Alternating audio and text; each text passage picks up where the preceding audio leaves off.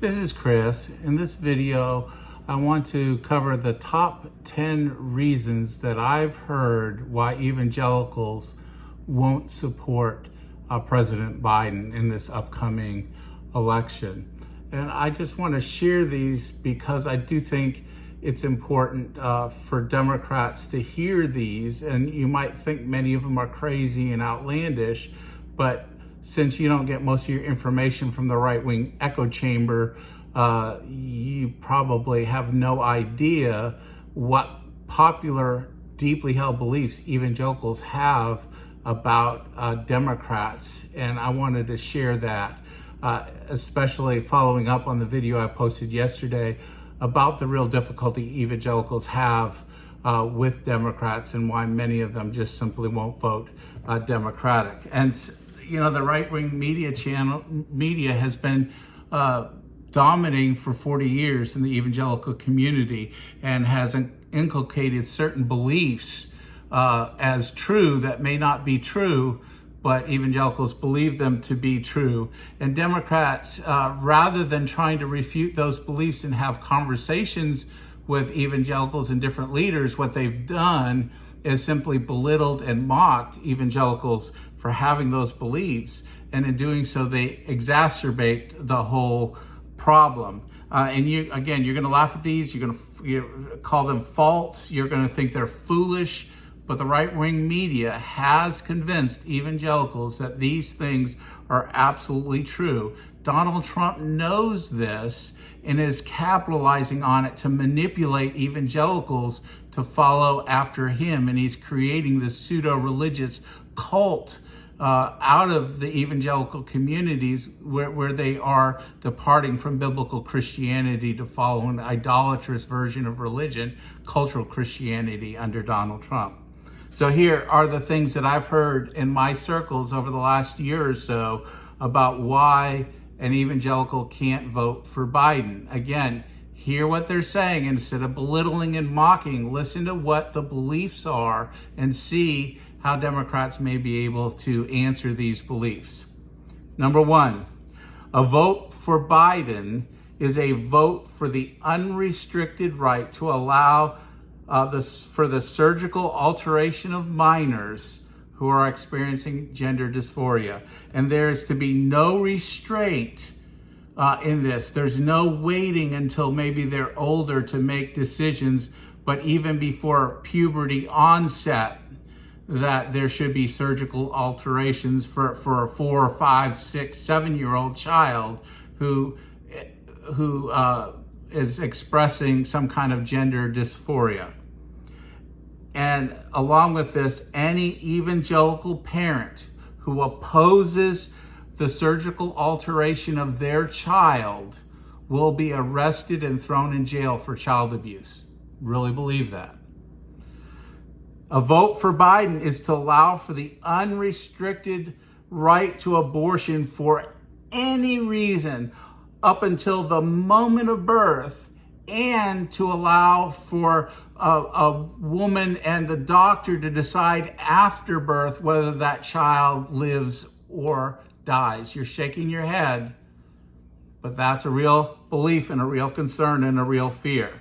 Number three, a vote for Biden is a vote for communism. There is no, in the evangelical community, there is no concept of Trump being a dictator to be worried about that, because a vote for Biden is a vote for communism. Biden and the Democrats want to take away freedoms from evangelicals and force them to live lives in conflict with their deeply held religious beliefs. Number four, a vote for Biden is a vote against Israel. Most evangelicals don't make a distinction between Israel as the nation in the Bible and the modern state of Israel that was formed in 1948. The Jews, according to many, the vast majority of evangelicals, the Jews are God's chosen people, and any opposition to anything Israel does for its survival is opposition to God. And this is a deeply held belief. A vote, number 5, a vote for Biden is a vote to destroy the traditional family. Democrats want to destroy traditional families with a married mom and dad raising children together and replace that traditional family with a government-run type of family coercion based on social engineering social engineering projects. That there is no boundary, there is no best way to raise children, that it's just make it up as you go along, and whatever people want, that will be okay. And there is that real belief, again, that vote for Biden is a vote against traditional family. Number 6, a vote for Biden is a vote to take personal property away and waste it on government programs that don't even help the people they claim to help. In other words, you're going to take my taxes and use it on social welfare programs that do more harm than good.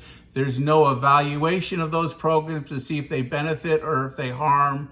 There is no accountability. It's just a money pit, and the poor and the single mothers and fatherless children, none of those people are really being helped by these social programs. In fact, they're being hurt. So taking away my private property, my money to do something that doesn't work just isn't right. Number 7, a vote for Biden is a vote to increase lawlessness and deny families the right to protect themselves against those who would harm them.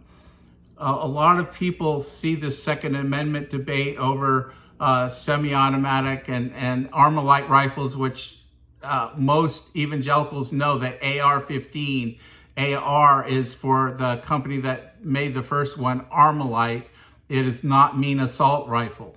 Most evangelicals feel like the government is taking away their right to defend their family when the world is getting more and more out of control and a more and more dangerous place, and to leave their families weak and vulnerable. And voting for Biden is a vote to increase lawlessness as well, that there is no law and order under a democratic control. And so this is, again, a deeply held belief, and you can cite about violent crime coming down all the statistics. Again, it's a deeply held belief inculcated into the evangelical community. Number 8, a vote for Biden is a vote to take away the right of those who live off the land, farmers and ranchers, homesteaders, hobby farmers, to raise their products and to take care of the land as they see fit. It is the government in the form of the EPA to put in all these absurd regulations like making seasonal puddles of wetlands, and to not respect the rights of property owners to manage their land, and to try to seize control and to limit their ability to raise livestock and food and other things. Again, this is a deeply held belief of evangelicals that they've been taught to believe. Number 9, a vote for Biden is a vote to allow criminals and the mentally ill unrestricted access to the United States, and they would say, my family. All the migrants coming in are also taking away jobs from Americans, using up all the social welfare programs and providing no benefits in return. And they are terrorists. There are terrorists coming into this country through these open border policies that will harm my family. So a vote for Biden is a vote to place America in danger through this unrestricted migration. And number 10, a vote for Biden is a vote to allow shadowy forces with no accountability to govern the country. President Biden is too old and not cognitively able to govern. He is not going to live through a second term, and he will become very sick and ill and unable to do anything, and people will leave him in office and secretly govern in his name, and there will be no accountability. Again, evangelicals really believe these things. Now, I think it's important for those of you who are Democrats who want to see evangelical votes, who want to see the Democrats expand their base and bring evangelicals back into the fold. You know, back in the day, many more evangelicals were part of the Democratic Party.